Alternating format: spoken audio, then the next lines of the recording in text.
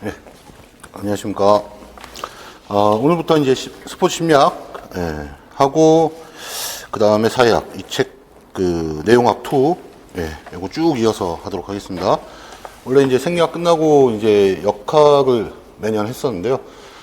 뭐 역학도 중요하지만 심리사회가 결국 합격하기 위해서는, 이게 매년 상황이 조금 바뀌는데 올해 시험에서는 뭐 특히 심리사회가 중요할 수 있을 것 같아서 더 먼저 하는 겁니다.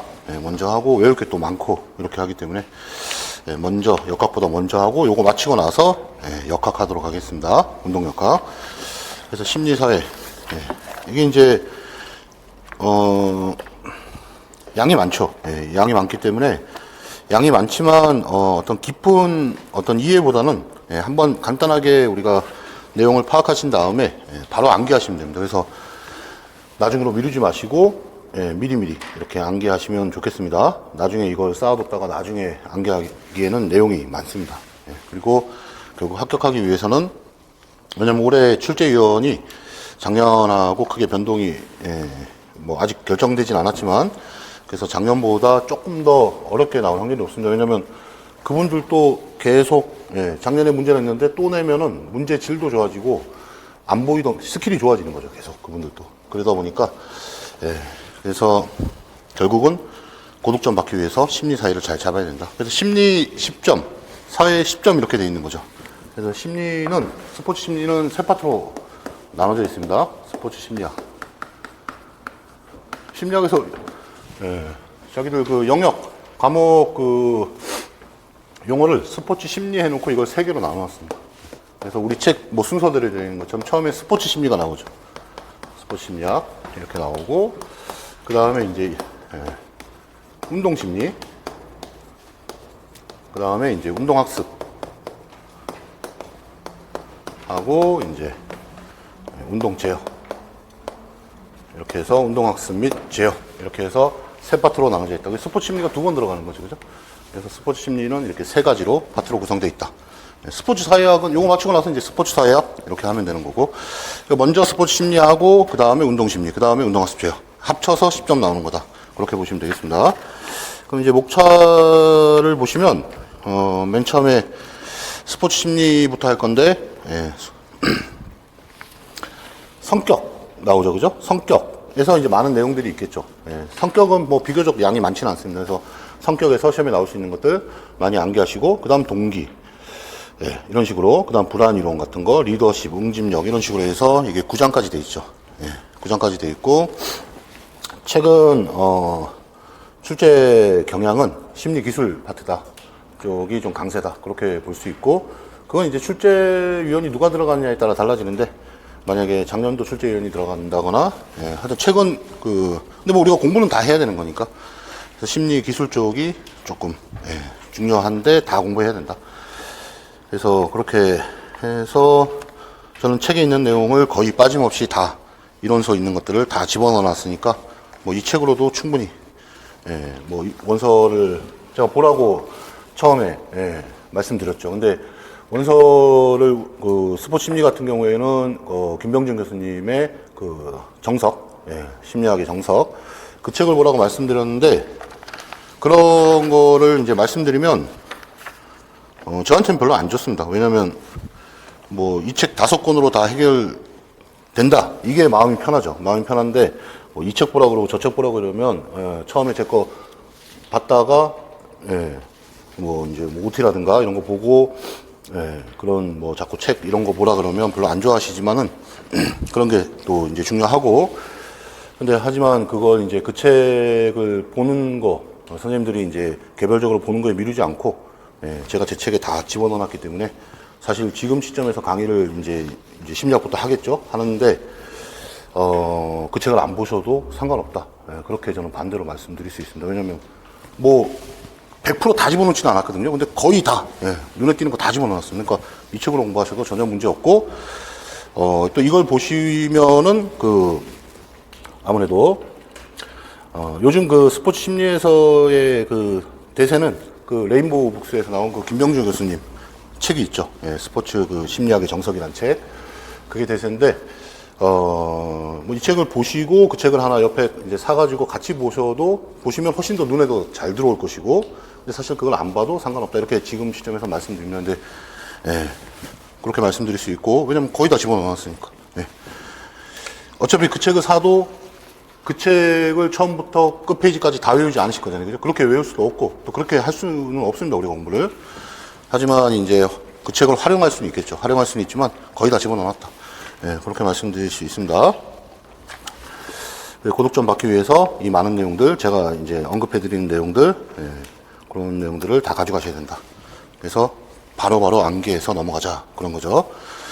그래서 뭐 나중에, 물론 이제 7월, 8월, 9월 계속 암기하죠. 암기하지만, 예, 지금 그냥 이렇게 쭉 듣고 나중에 암기해야지 이렇게 하지 마시고, 할 수 있는 부분들은 바로바로 암기하시면서 나중에 부담을 좀 덜어주자.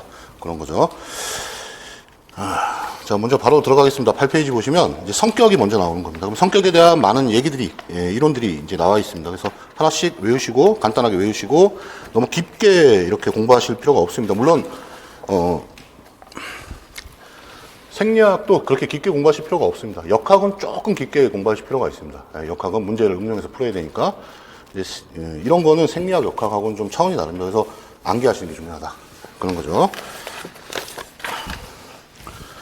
자, 그리고 이제 학자 이름이 달려있는 거, 또, 그런 부분에서 출제가 되는 거기 때문에, 아니면 이제 누구나 다 인정하는 그런 것들은 학자가 없어도 나옵니다. 나오지만은, 대부분은 심리사회 같은 것들은 이제 학자 이름이 달려있는 그런 부분에서 시험에 나오기 때문에, 그런 것들은 이제 우리가 좀 학자 이름이 있다 이러면 조금 더, 좀 안 중요한 것 같아도 외우는 그런 것도 좀 필요하다. 그런 거죠. 자, 그러면 이제 8페이지 보시면, 바로 이제 성격 들어가면은 성격의 특성 해서 나와 있죠? 예, 스포츠 심리, 성격이 먼저 이제 나와 있습니다. 나와 있는데, 그래서, 1, 성격의 특성에서 뭐 독특성, 안정성, 일관성, 내용, 이렇게 나와 있죠. 예, 나와 있는데 이건 이제 예전 버전이고요. 그 밑에 보시면 그 8페이지 그 밑에 있는 박스에 보시면, 예, 독특성, 일관성, 경향성으로 되어 있죠? 예, 그 요걸로 외우시면 되겠습니다. 예, 요걸로. 네, 일관 경향으로. 내용은 똑같습니다. 독특이 여기 이제 박스에 있는 독특이고요.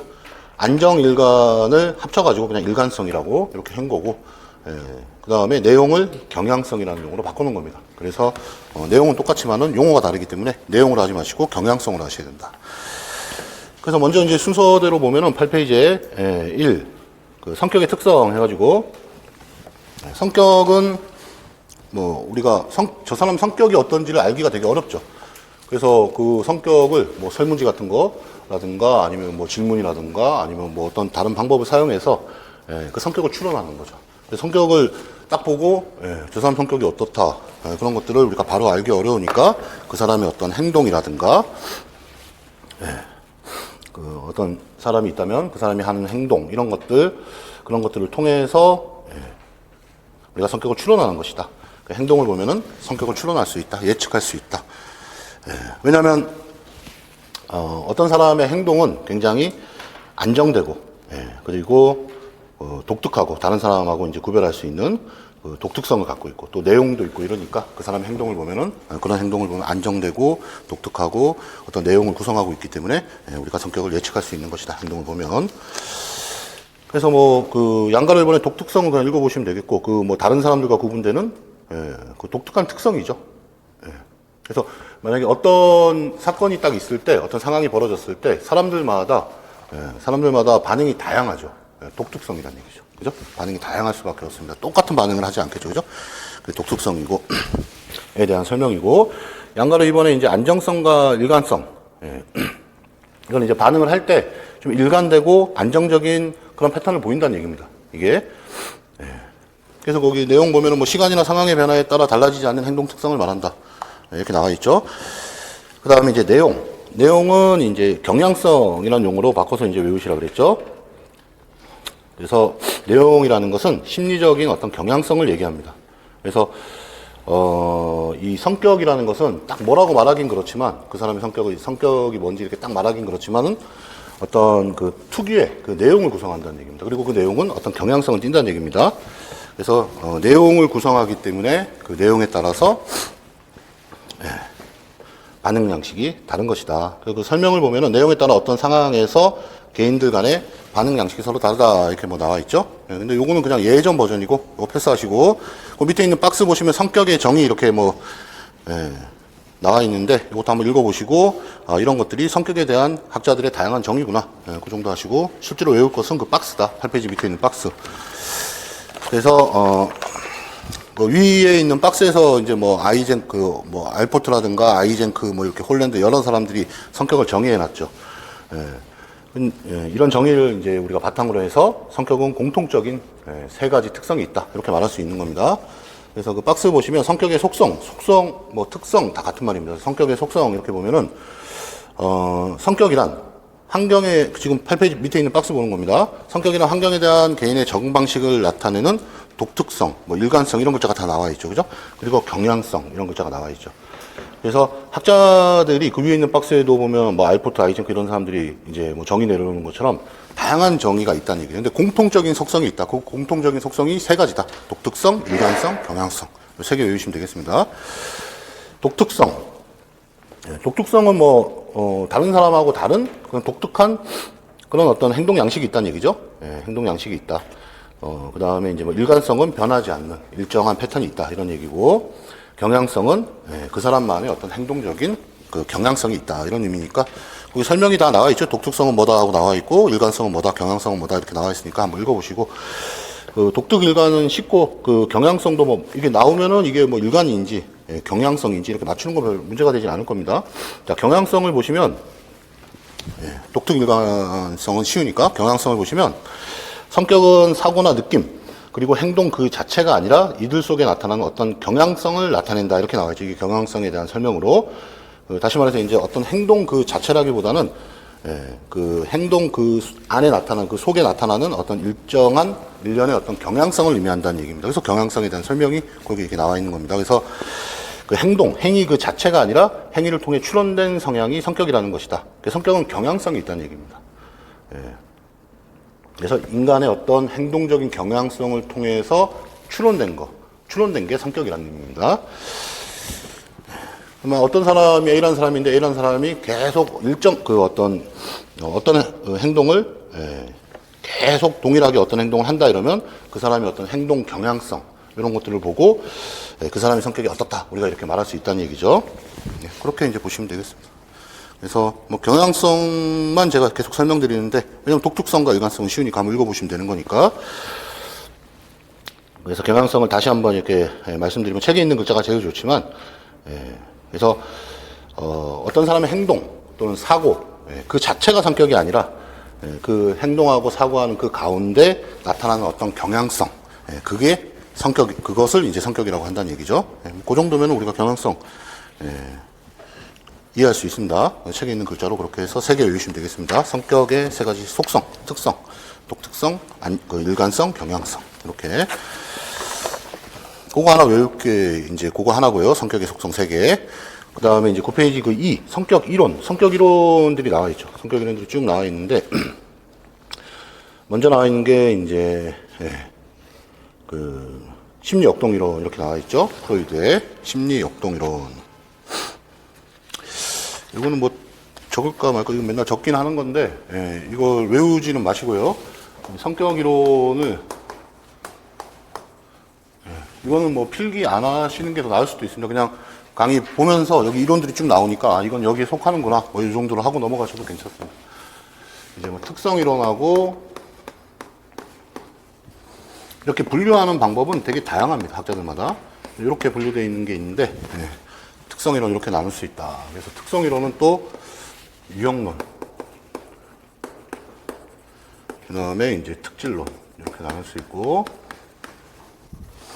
그 다음에 과정이론은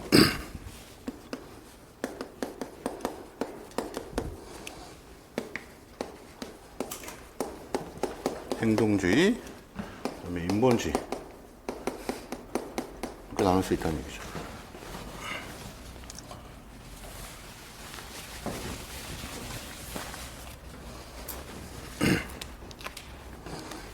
그 다음에 이제 유형론은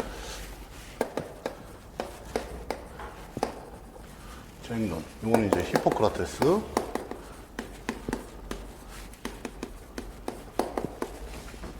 체경문.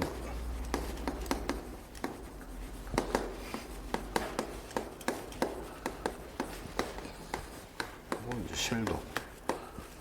자, 특질로는 이제 올포트, 카텔.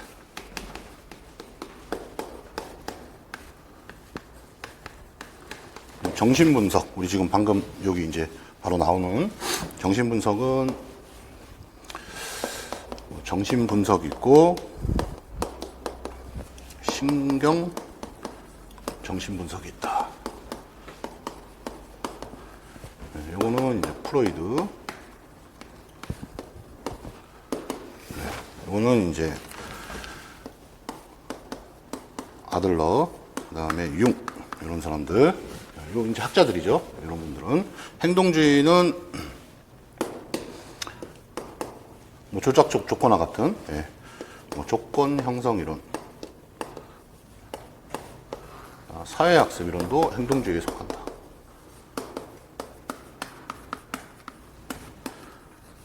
그다음에 인본주의는 현상학적 이론. 그래서 뭐 로저스라든가 메슬로우. 이걸 외울 필요는 없습니다. 근데 이제 우리 성격 이론 공부하면서 아 이게 저기 안에 저기에 들어가는 거구나 이렇게 한번 확인하시는 거는 뭐 나쁘지 않다. 그렇게 이제 그런 의미에서 제가 적은 거니까요. 이걸 뭐 구조화해서 외울 필요는 없겠습니다. 그러면 이제 먼저 나오는 게 그 성격 이론 중에서 심리 역동 이론. 그래서 그 이론의 명칭 외우시고요. 프로이드 이렇게 나와 있는 거죠, 그죠? 양가로 1번에 심리 역동 이론. 그래서 그 동그라미 1번 보시면 인간 행동의 독특한 성격을 설명하기 위한 이론이다. 이 심리 역동 이론은 이론의 명칭은 기본적으로 외우시는 겁니다. 프로이드의 뭐 심리 역동 이론 이렇게 부르기도 하고요. 프로이드의 심리 역동 이론. 여기 프로이드 있는 거죠, 그죠? 프로이드. 근데 이건 뭐 과정 이론이다 이렇게 연결지어서 공부할 필요는 없습니다. 전혀 시험하고 뭐 관련이 없습니다. 이런 것들은. 그래서 이건 그냥 안 적을까 하다가 적는 겁니다. 근데 매년 뭐 이렇게 해서 그래도 큰 구조니까 이거는 성격 이론에 심리 역동 이론이라고도 하고요. 뭐 정신 역동 이론. 이론의 명칭 쓰라 그러면 심리 역동 이론, 정신 역동 이론 같은 겁니다.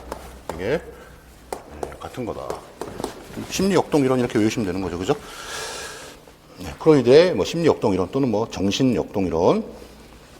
이거는 이제 그 프로이드가 인간의 성격은 자아, 그 다음에 초자아, 원초아 이렇게 세 가지로 구성된다. 이렇게 이제 그 주장한 거죠. 그래서 이 원초아, 자아, 초자아가 상호작용해서 성격이 형성되고 그렇게 주장한 게 그리고 무의식을 강조하고 그죠? 그래서 자아, 초자아, 원초아의 어떤 갈등과 타협 이런 걸 통해서 인간의 행동이 결정된다. 이렇게 주장한 게 그 프로이드의 심리 역동 이론이다. 그렇게 우리가 이해하시면 되겠죠. 뭐 이런 내용이 나와서 뭐 이론의 명칭 쓰라 그러면 심리 역동 이론 이렇게 단순하게 쓰시면 되겠고 심리 역동 이론에서 프로이드가 제시한 성격의 세 가지 구조 뭐냐? 요소가 뭐냐? 이러면 뭐 자아, 초자아, 원초아 중에서 뭐 세 개 쓰시면 되는데 그 중에서 또 구분하라 이러면 자아가 답이 될 수도 있고 뭐 초자아가 답이 될 수도 있고 뭐 이런 거죠. 그죠? 자, 동그라미 1번 보시면 인간의 행동의 독특한 성격을 알아내기 위한 이론으로 역사상 가장 먼저 제창된 것 중에 하나가 심리 역동 이론이다. 이 프로이드의. 그래서 그 2번 보시면 심리 역동 이론은 행동을 지배하는 그 무의식적인 동기를 밝히려고 했으며 그다음에 지그문트 프로이드란 학자 이름만 우리가 이렇게 프로이드의 정신 역동 이론. 그 지그문트 프로이드 같은 사람들. 나머지 사람들은 뭐 큰 의미가 없습니다. 그래서 초기 연구를 선도한 학자가 프로이드다. 그래서 프로이드의 정신 역동 이론. 그렇게 이제 보시면 되겠고 3번 프로이드는 인간이 어떠한 그 특정 상황에서 타인과는 구별되나 일관성 있고 독특하게 행동하는 것은 인간 내부의 어떤 심리적 요인 간의 역동적인 그 관계에 있다, 달려 있다고 하였다. 뭐 이건 그냥 쭉 읽은 거고 그 4번에 보시면 프로이드는 인간의 성격을 배고픔, 성, 뭐 공격성 같은 일차적인 생리적 욕구인 원초아라고 하셔도 되고 그냥 이드라고 하셔도 되고 뭐 상관없습니다. 그죠? 그 다음에 이제 의식적, 현실적 차원의 심리적 요소인 자아, 에고라고 하셔도 되고, 자아라고 하셔도 되고, 그 다음에 이제 도덕적이고, 이제 사회적, 뭐 윤리적, 이성적 차원의 초자, 슈퍼에고죠. 그래서 그 4번 문장을 가지고 선생님들이, 프로이드가 인간의 성격을 이드, 에고, 슈퍼에고로 구성되어 있다고 봤구나. 이 세 가지. 그래서 이 이드, 그 다음에 에고, 슈퍼에고, 요 세 가지의 자기 자신, 나가 끊임없는 어떤 이드와, 그러니까 자아, 초자, 그 다음에, 원초와 이 세 가지의 어떤 그 갈등, 타협, 이런 걸 통해서, 인간의 행동이 형성되고 지배되는 것이다. 이렇게 이제 주장하는 이론이 심리역동 이론이다. 뭐, 특별한 거 없습니다. 그 정도까지만 우리가 이해하시면 됩니다. 그러면은, 뭐 설명이 다 있지만, 뒤에도 쭉 나오지만은, 용어를 우리가 외우셔야 되겠죠. 그죠? 이드. 이드는 뭐 원초적인, 본능적인, 원초적인 나죠. 그죠? 원초적인 나다. 자기 자신. 원초적인 나라면, 이것도 뭐 안 적으셔도 상관없습니다. 책에 다 있으니까. 비슷한 그 말들이. 그 다음에 이제, 에고. 에고는 현실적인 나. 뭐, 나, 또는 뭐, 자, 같은 말이죠.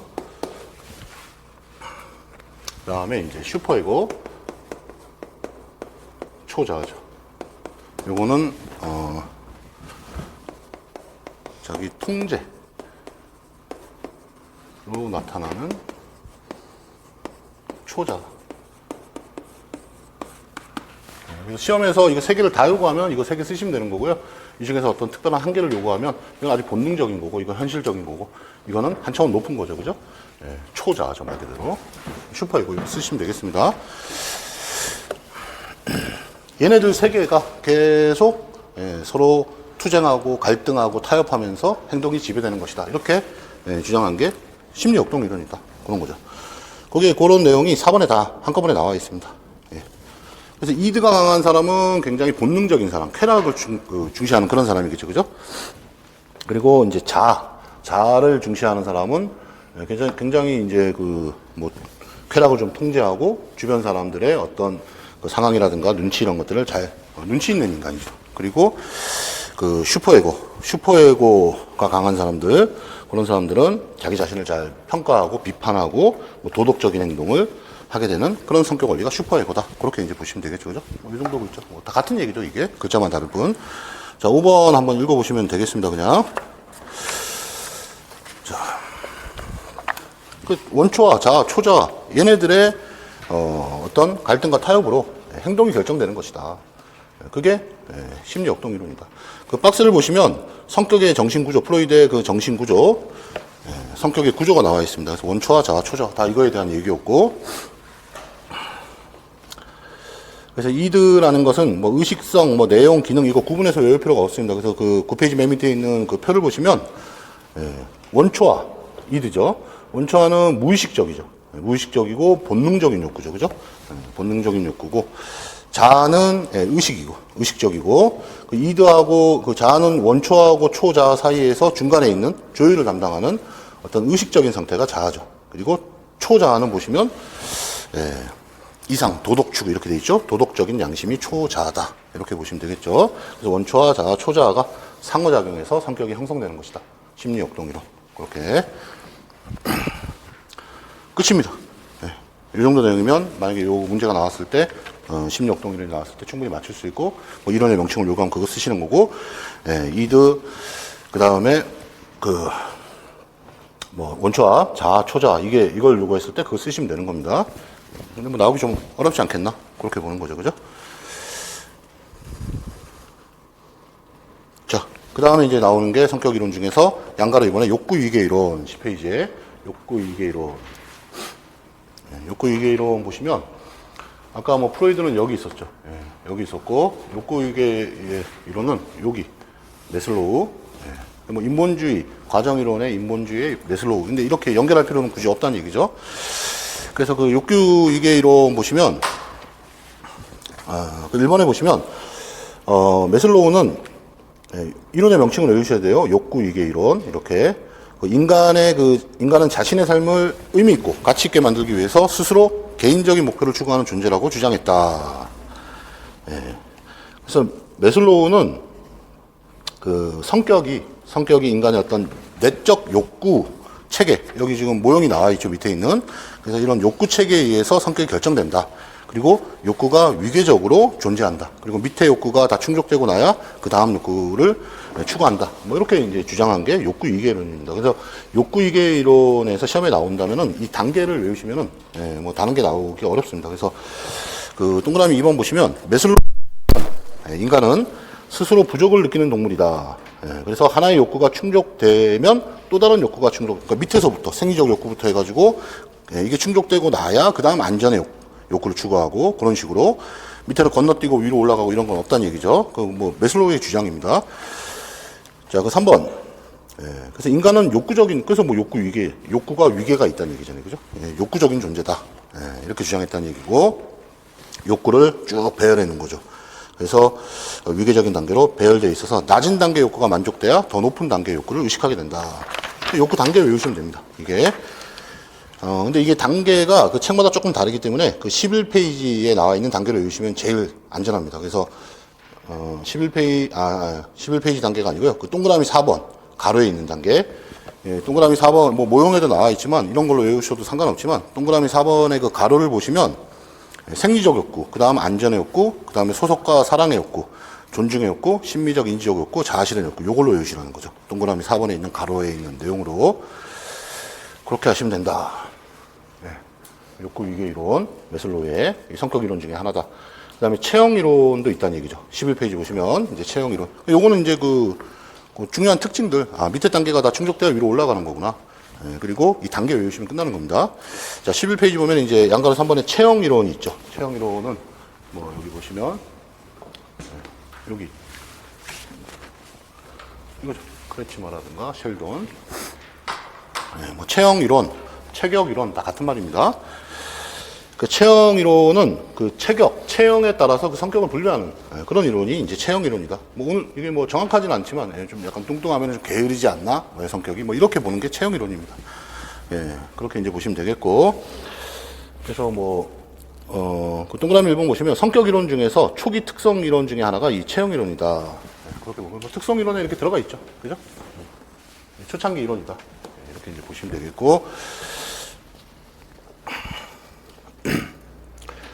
그 특성 이론이라는 건 뭐냐? 개인의 특성, 성격이죠. 그죠? 개인의 특성에 의해서 행동이 영향을 받는다. 이렇게 주장하는 게 특성 이론입니다. 어떤 그 개인의 행동이 어떤 환경이나 이런 거에 의해서 영향을 받는 게 아니라 개인의 그 행동이 환경에 의해서 영향을 받는 게 아니라 특성. 그 특성은 성격이라고 보시면 돼요. 그 사람의 특성, 성격에 의해서 행동이 영향을 받는다. 환경이 아니라 특성, 성격에 의해서 영향을 받는다. 이렇게 주장하는 게 특성 이론이다. 그렇게 보시면 되겠고. 그 1번 보시면 특성 이론에서 체형 이론에서 동그라미 1번 보시면 성격 이론 중에서 초기 특성 이론 중 하나가 바로 체형 이론이다. 체격 이론, 체형 이론.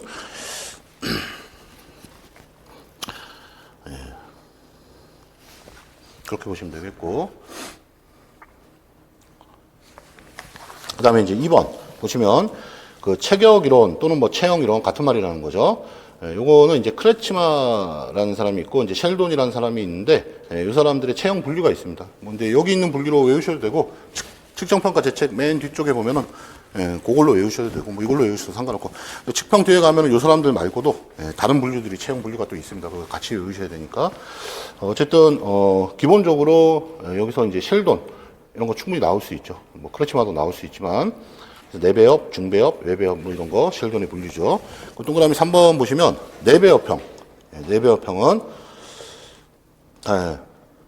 동그라미 3번 보시면 체형 이론은 그 개인이 가지고 있는 어떤 체격은 유전적으로 결정된다 이렇게 주장했고 그게 이제 성격하고 관련이 많다는 얘기죠. 그 체형에 따라서 성격이 달라진다 이렇게 셸돈이 주장했다. 이렇게 이제 보시면 되겠습니다. 그래서 4번에 보시면 셸돈은 인간의 체형을 내배업, 중배업, 외배업형으로 나눴다. 요 자체를 우리가 알고 계셔야 되겠죠? 내배업, 중배업, 외배업. 박스 참고하시면 됩니다. 내배업은 뚱뚱한 스타일. 그래서 부드럽고 둥글고 이런 성격이 좀 무난하고 그런 성격을 얘기하는 거. 그렇다 이렇게 보는 거고 체형에 따라 성격을 분류한 거니까 중배엽은 이제 근육질형이죠. 그리고 이제 외배엽형은 좀 뭐 예민하고 뭐 그런 걸 자꾸 보이시죠, 그죠? 키가 크고 예민한 스타일. 그래서 우리가 보통 외배엽형의 인간들은 좀 날카롭고 예민하구나. 내배엽형은 좀 푸근하고 뭐 그렇구나. 뭐 이런 식으로. 이게 이제 체형 이론이다. 그렇게 보시면 되겠고. 그 다음에 동그라미 5번 보시면 내배엽형은 배가 나오고 뚱뚱한 비만형이다. 그래서 이 내배엽형은 성격이 뭐 사교적이고 안락하고 먹을 것을 즐기는 성격이다. 이렇게 본다는 얘기죠. 근데 거의 들어 맞을 때도 있고 아닐 때도 있고, 그죠? 그 다음에 6번 중배엽형은 근육형이죠. 근육형이어서 이 사람들의 성격은 지배력이 강하고 정력적이고 신체적인 모험을 좋아하는 성격이다. 이렇게 이제 나와 있고 이걸 외울 필요는 없고 이렇게 나오면 이게 중배엽형인지 내배엽형인지 구분할 수 있으면 됩니다. 그래서 7번도 보시면 외배엽형은 홀쭉하고 키가 크고 이제 뼈대가 가늘고 길고 허약한 세장형이다. 그래서 이 사람들의 성격은 자제력이 강하고 민감하고 사교적이지 좀 예민하다. 뭐 그렇게 나와 있는 거죠. 자, 8번 체형 이론은 크게 주목받지 못하고 뭐 비판도 많이 받았다 이렇게 나와 있죠. 근데 우리가 지금도 뭐 이렇게 보면은 그 사람의 어떤 체형 이런 걸 통해서 그 사람의 성격을 우리가 이렇게 추론하기도 하고 뭐 그렇게 지금도 그런 경향이 조금 남아 있죠. 그래서 정확하게 맞출 수는 없지만 체형 이론이 있다. 결국 셸돈과 크레치마의 그 체형 분류 그거 외우시면 되겠습니다. 그래서 셸돈은 내배엽, 중배엽, 그 다음에 외배엽 이렇게 외우시고요. 12페이지 보시면 이제 크레치마는 세장형, 근육형, 비만형 이렇게 외우셔도 되고 이거 측평에서 외우시면 돼요. 그냥 측평에서 바로 외우시면 되겠고 그렇게 외우시면 되겠습니다. 그래서 그 내배엽, 중배엽, 외배엽은 셸돈의 분류고요. 크레치마는 이제 세장, 근육, 비만, 근육이라고도 하고 근육형이라고도 하고 뭐 투사형이라고도 하고 이렇습니다. 그래서 이런 것들 측평에서 그냥 바로 외우시면 되겠다. 자, 그렇게 하시면 되겠고, 그 다음에 이제 양가로 4번으로 넘어갈게요. 특성이론. 특성이론은, 동그라미 1번 보시면, 그 특성이론의 기본 전제는 개인의 그 행동은, 개인의 행동은 특성에 의해서, 다시 말해서 성격에 의해서 결정된다는 거죠. 환경에 의해서 결정되는 게 아니라, 그 동그라미 1번에 이제 그렇게 나와 있는 거죠. 특성이론이 뭐냐? 개인의 행동은 환경의 영향이 아니라, 개인 내에 존재하고 있는 일관적이고 안정된 특성. 이게 뭐냐? 이게 성격이죠. 그죠? 그래서 개인의 그러니까 개인의 그 성격이 행동에 영향을 주느냐. 다시 말해서 특성이 개인의 특성, 성격이 행동에 영향을 주느냐 아니면 환경이 영향을 주느냐. 특성이론이라는 것은 개인의 특성, 성격이 영향을 준다. 이렇게 주장하는 게 특성이론이라는 얘기죠.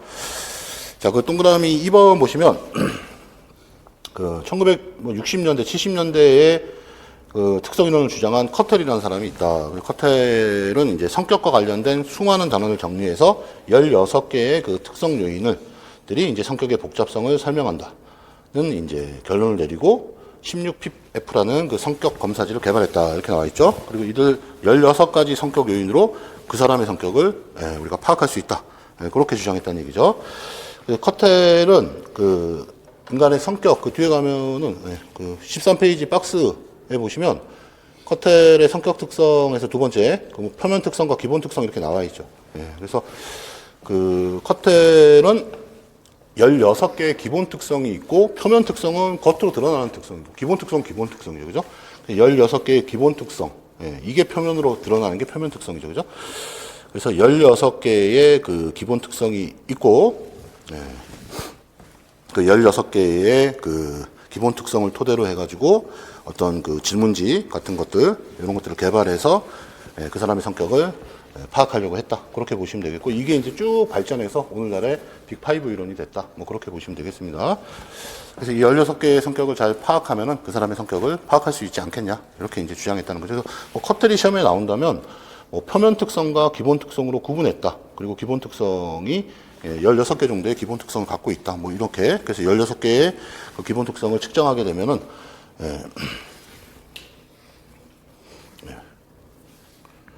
그게 표면 특성을 반영하는, 그래서 16개를 측정하는 검사지를 이렇게 개발했다. 뭐 그 정도 내용인데 이게 뭐 시험에 나오기 어렵겠죠. 그죠? 그 동그라미 3번 보시면 또 아이젠크라는 사람도 있다는 얘기입니다. 아이젠크는 수많은 그 개인적 그 아이젠크도 보시면 그 13페이지에 나와 있습니다. 여기에 표에.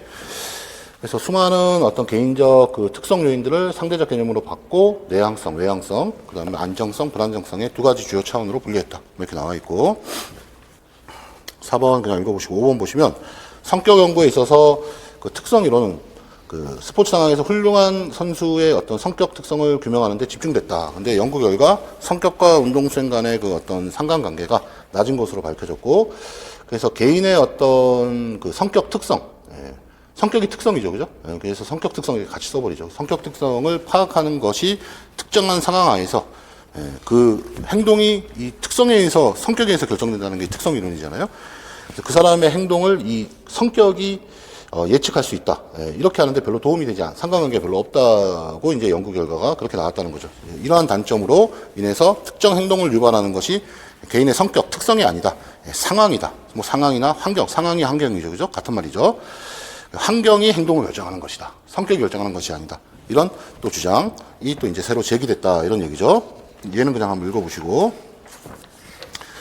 그래서 그 밑에 박스가 나와 있는데, 그 13페이지 보시면 이제 그 알포트 성격 특성 이렇게 나와 있죠. 알포트의 성격 특성 이렇게 나와 있는데 그 알포트의 분류입니다. 그래서 공통 특성이 있고 개인적 성향이 있다. 그리고 개인적 성향에는 주성향, 중심 성향, 이차 성향이 있다. 이런 걸 좀 구닥다리죠. 근데 이런 걸 뭐 낼 이유가 있겠나? 그런 거죠.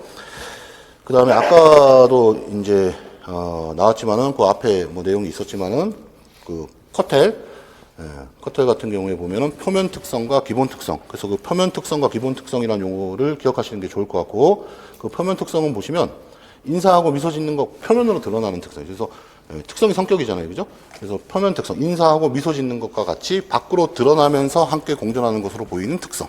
밖으로 드러나는 거, 그게 표면 특성이고, 그 다음에 이제 기본 특성은 뭐냐? 표면 특성을 일으키고, 표면 특성으로 하여금 일관성을 갖도록 하는 진짜 성격, 기본 특성. 그래서 한 16개의 성격 정도면은 그 사람의 성격을 판단할 수 있다. 이렇게 본 게 커텔이라는 얘기죠. 16개의 그 기본 특성을 측정할 수 있도록 만들어진 질문지가 있습니다. 16, 뭐, PF라고 16개의 그 기본 특성을 이제 측정하는 거죠. 또 뭐, 이게 시험에 나오기 좀 어렵고. 아이젠크의 성격 특성, 그 박스 보는 겁니다. 아이젠크는, 거기 보시면 뭐, 외향적, 내향적 차원, 그 다음에 안정적, 불안정적 차원, 그 다음에 뭐, 정신병적, 뭐, 경향성 차원 이렇게 나와 있는데, 아이젠크 뭐 이렇게 뭐 이론서 보면은 뭐 이렇게 된 모형도 있습니다. 이렇게 참고하시면 좋겠습니다. 이거는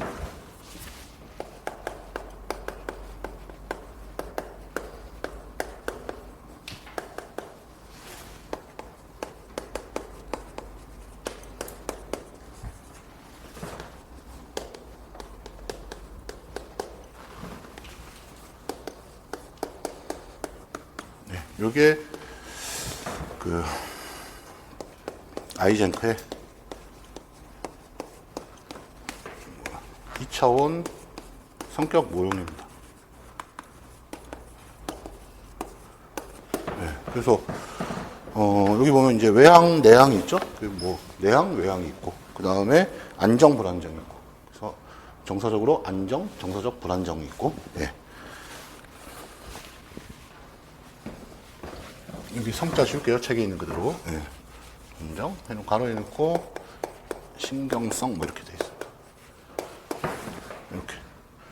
그러면 이제 뭐 이거 뭐 김병 선생님 책 보면은 여기 뭐 예를 들어서 이게 뭐 사각형이 이렇게 만들어지겠죠, 그죠? 이렇게 만들어지니까 어떤 사람이 뭐 A가 여기 A가 여기에 해당한다. A라는 사람이.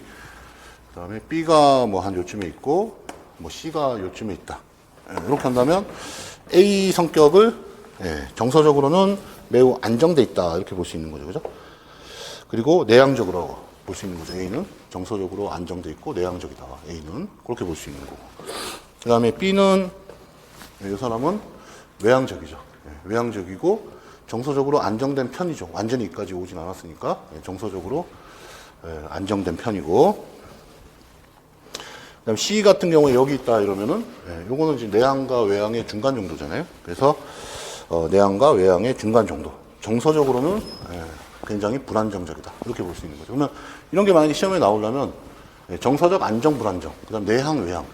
뭐 이렇게 해서 이걸 가로 뚫어 놓는다거나 뭐 이렇게 나와야 되거든요. 그래서 이렇게 한번 봐두시고, 예, 옆에다가 이 그림 그려두시는 것도 괜찮은데, 이제 올해 보는 시험은 뭐 이런 게 나와도 하나도 이상하지 않습니다. 예. 왜냐면 틀리게 하려고 아주 골라서 내고 있잖아요, 지금. 아마 올해까지는 그렇게 유지될 것 같습니다. 사회학하고 심리학이. 거기에 맞게 준비하는 겁니다, 우리는. 기본적인 거는 당연히 해고, 예. 이런 것까지도 나오면 맞출 수 있도록 그렇게 하면 되는 거죠. 근데 이제, 예, 이거에 대해서 우리가 자세히 알 필요는 없다는 얘기죠. 그냥 이렇게 해서 시험에 나오면 맞추면 되는 겁니다. 예. 자, 그럼 특성이라는 것은 결국, 어떤 인간의 행동을 결정짓는 것은 개인의 어떤 성격, 다시 말해서 특성이다. 특성에 의해서 행동이 결정된다. 이렇게 주장하는 게 특성이론인데, 특성이론에는 이제 여러 가지 이론들이 있다는 얘기죠.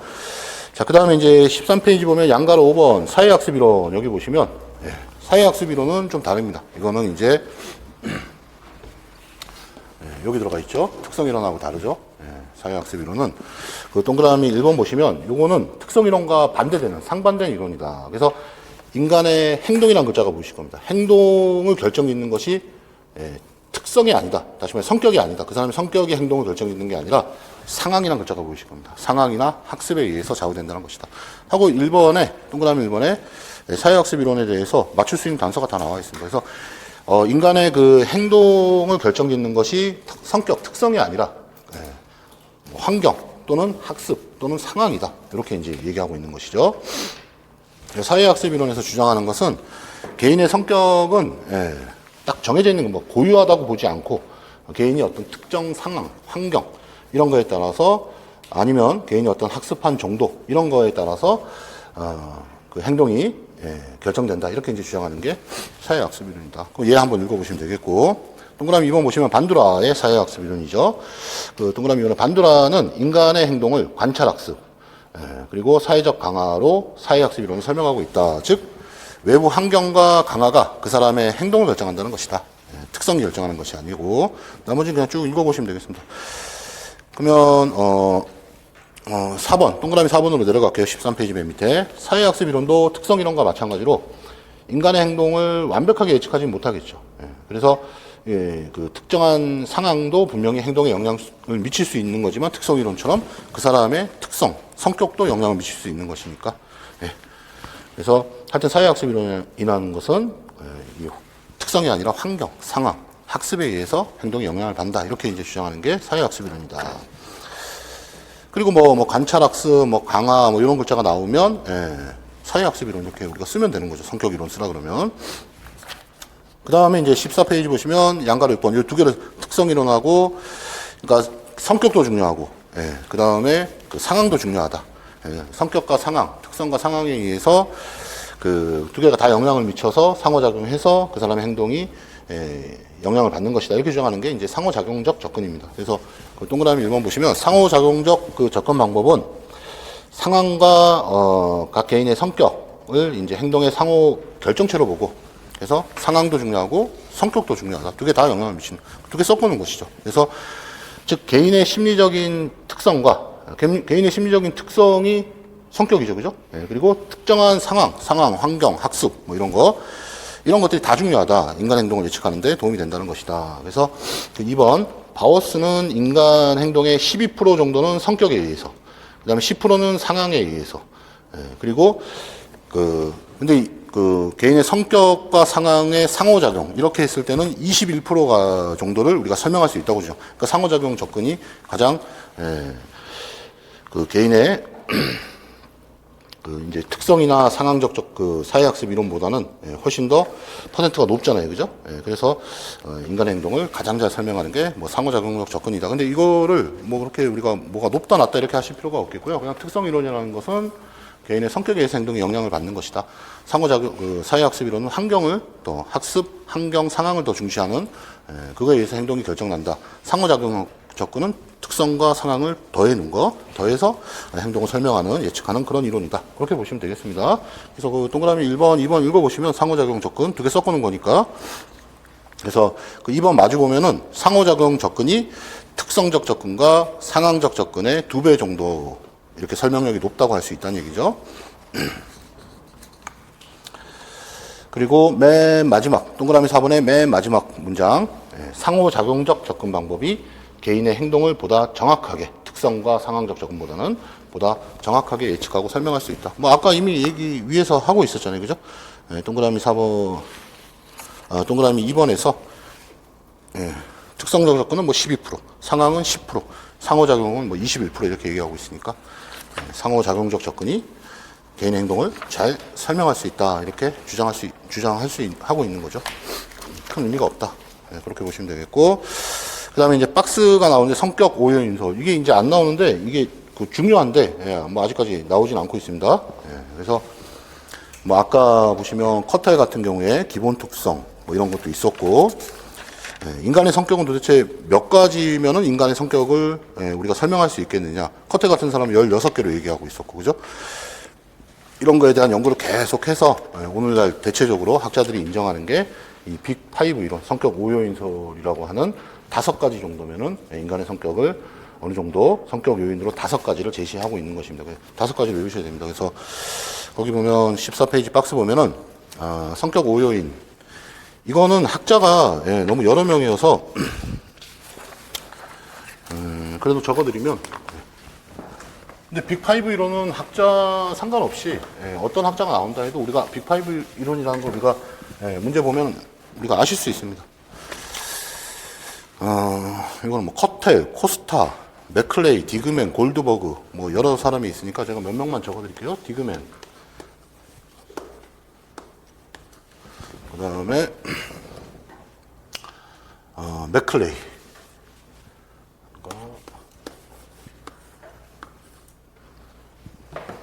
CRAE, 그 다음에 이제 뭐 코스타,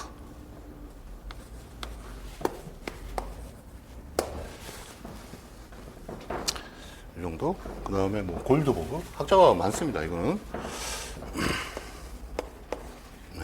골드버그 어딨냐?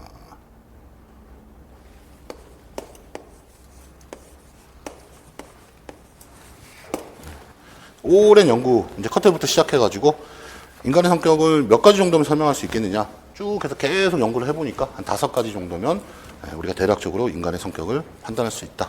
그래서 5가지 요인이면 충분하다 해서 5요인설입니다. 성격 5요인설, 뭐 빅5 이론 뭐 이렇게 부릅니다. 이분 말고도 학자가 너무 많습니다. 이거는. 그래서 보통 보면은 뭐 디그맨하고 여기 적어준 학자 중에서 디그맨하고 맥크레이, 그 다음에 코스타에 의해서 뭐 집대성 되었다 뭐 이런 표현을 사용하니까 그래서 최근에 이제 이런 분들에 의해서 이제 좀 형식을 제대로 갖췄다 이렇게 보시면 되겠습니다. 5가지 성격 5요인설. 요게 시험에 나오는 게 타당하죠. 근데 안 나오고 있는데 보겠습니다. 14페이지 이제 박스를 보시면 성격을 구성하는 요인이 몇 개인가에 대해서 옛날부터 아주 오래전부터 성격 그 심리학자들이 많은 연구가 있었다는 얘기죠. 근데 최근에 성격 5요인설 5가지 그 5요인으로 합의가 이루어졌다. 그래서 성격의 구조에 대해서 학자들은 그 다음 5가지 요인이라는데 어느 정도 일치된 개념을 보이고 있다. 그래서 이 5가지 외우시면 되겠습니다. 그래서 뭐 정서적 불안정성 이렇게 하셔도 되고 신경성이라고 하셔도 되겠고 외향성, 개방성, 호감성, 성실성 이렇게 5개 외우시는 거죠. 이렇게 외우시고 안에가 나왔을 때 이게 외향성인지 개방성인지 호감성인지 연결도 지을 수 있는데 그게 조금 어려울 수 있습니다. 근데 왜냐면 단호함 이래 버리면 단호함이 외향성인가 이렇게 될 수 있잖아요, 그죠? 근데 뭐 어쨌든 연결도 지을 수 있게끔 그렇게 하시는 게 좋겠다. 자, 그 다음에 이제 그 밑에 박스의 내용을 보면은 앞에서 나온 그 아이젠크의 2차원 모형에 보시면 제가 지웠지만은 외향, 내향이 있었죠, 그죠? 정서적 안정 불안정성이 있었죠. 그래서 그 외향성과 정서적 그 불안정성 이게 그 아이젠크 2차원 모형에도 있었죠, 그죠? 그게 여기 보시면 5가지에도 들어가죠. 외향성과 정서적 불안정성이 들어가는 거죠, 그죠? 그래서 아이젠크의 2차원 모형에 포함된 그래서 아이젠크 제가 그 그림 지웠지만 모형을 그 앞에 표에서 이렇게 해놓으시고 혹시 그걸로 그냥 물어보면 외양, 내양, 정서적 안정, 불안정 이렇게 해서 그런 모형이 있다는 거. 그 아이젠크의 2차원 모형이라는 거. 아이젠크는 그렇게 불리는 거죠. 그래서 요것 그 외양과 정서적 불안정성 아이젠크에 그게 이 빅5 5개에도 포함된다. 그런 문자가 있고. 그 나머지 내용은 크게 의미가 없습니다. 그래서 이 5개를 외우시는 게 중요하다. 그리고 그 15페이지에 보시면 15페이지 보시면 그 박스에 1번부터 10번까지가 문항이 나와 있죠. 나와 있는데 그리고 그 밑에 보시면 1번하고 6번은 그 외양성과 관련되어 있는 그 문항이다. 그냥 2번하고 7번은 호감성, 3하고 8은 성실성 이렇게 나와 있죠. 그래서 선생님들이 이런 그 문항을 가지고 이게 외양성인지, 이게 성실성인지, 이게 개방성인지 그렇게 연결도 지을 수 있어야 되겠습니다. 그렇게 해서 빅5 이론을 정리하시면 된다. 5개 외우시고 그 다음에 1번부터 10번까지 이게 어느 거에 해당하는지 그런 거 우리가 그 R이라고 써 있는 것은 반대로 채점한다 이렇게 나와 있죠. 보시면 1도 R이고 7, 1번, 3번, 4번, 5번, 7 이런 것들은 반대로 해석한다 이렇게 나와 있죠. 체크할 때 반대로. 그래서 어쨌든 어떤 거랑 관련이 돼 있는지 전혀 그렇다, 아주 그렇다든 전혀 그렇다, 그렇지 않다든 이런 그 항목들이 외양이랑 관련인지 호감이랑 관련이 있는 문장인지 그 문항인지 그렇게 우리가 연결도 지을 수 있어야 되겠다는 거죠. 5개 외우셔야 되겠습니다. 그 밑에 15페이지 두 번째 박스도 보시면 첫 번째 동그라미 최근에 그 성격 5요인 모델을 적용한 연구에서 외양과 성실성 이게 뭐 5가지가 외양 성실성 다 있죠. 그죠? 이 5가지 중에서 외양과 성실은 운동 실천의 긍정 이제 운동 심리학 가면 운동 실천 모형들이 있죠. 운동을 지속적으로 실천하는 게 중요하죠. 그죠? 그거에 대해서 운동 실천과 관련 있는 요인이 5가지 중에 어떤 것이냐 그런 얘기입니다. 그래서 외양과 성실성이 운동 실천과 관련이 있다 이렇게 얘기하는 것이죠. 그리고 신경성, 정서적 불안정성이라고 해도 되고 신경성이라고 해도 되고 요거는 운동을 지속적으로 실천하는데 부정적인 영향. 그죠? 뭐 아무래도 정서적으로 불안정성, 신경적인 성이 높은 사람들 그런 성격들은 운동 지속 실천하는데 불리하다는 얘기죠. 그죠? 그래서 요 내용도 우리가 알고 계셔야 됩니다. 그래서 외양과 성실은 운동 지속 실천에 긍정적으로 그 다음에 신경성은 부정적인 영향. 지속 실천에 그리고 이 외양과 성실성 중에서 그 두 번째 동그라미를 보시면, 성실성, 그러니까 외양과 성실은 운동 지속 실천하고, 이제 상관관계가 높은데 이 둘 중에서도 특히 성실성은, 건강과 웰빙하고도 관련이 있다는 거. 그렇게 우리가 보시면 되겠습니다. 그래서 그렇게 구분하시면 됩니다. 외양과 성실은 지속 실천, 운동. 그 다음에 신경성은 지속 실천의 부정적인 영향. 그리고 이제 외양과 성실 중에서 성실은 또 플러스 건강과 웰빙에도 도움이 된다는 거. 그렇게 해서 이 박스를 정리하시면 되겠습니다. 자, 그렇게 하시면 된다.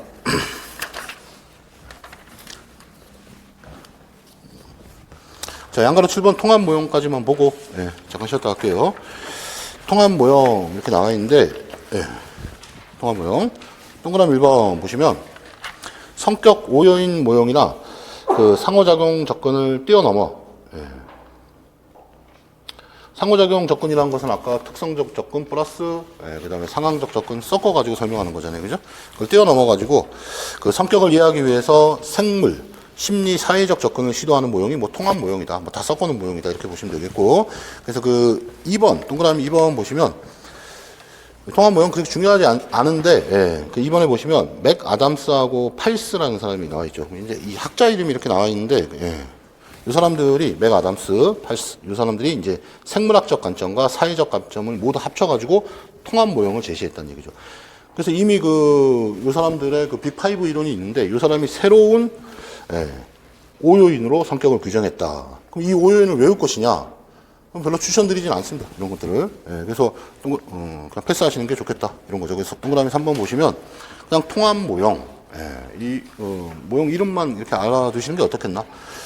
그래서 이 사람은 이제 그 동그라미 3번을 보시면 5요인은 다음과 같이 정의된다. 그래서 이 5가지가 기억부터 리을까지 있는데 여기 이제 역동적으로 서로 상호 관계가 역동적인 관계라는 얘기죠. 이런 거에 의해서 한 사람의 성격이 결정되는 것이다. 근데 이 중에서 이제 보시면 그 앞에서 봤던 성격 5요인도 니은에 들어가 있습니다. 니은에 들어가 있는데, 그죠? 니은에 들어가 있는데 이것뿐만 아니라 생물학적, 사회적 그 관점 이런 것들을 다 합쳐가지고 통합 모형을 제시했다는 얘기죠. 이 사람이 맥 아담스라는 사람이 그래서 기억에 보시면 인간의 뭐 일반적인 진화 측면에서의 독특한 차이, 니은의 그 성격 오인설 같은 기질적인 특성, 그 다음에 이거 여기서 끝나는 게 아니고 디귿의 뭐 적응 특성, 리을, 미음 이런 식으로 5가지. 이거 외울 필요가 없다 이런 거죠. 여기까지 하고 좀 쉬었다가 또 이어서 하겠습니다.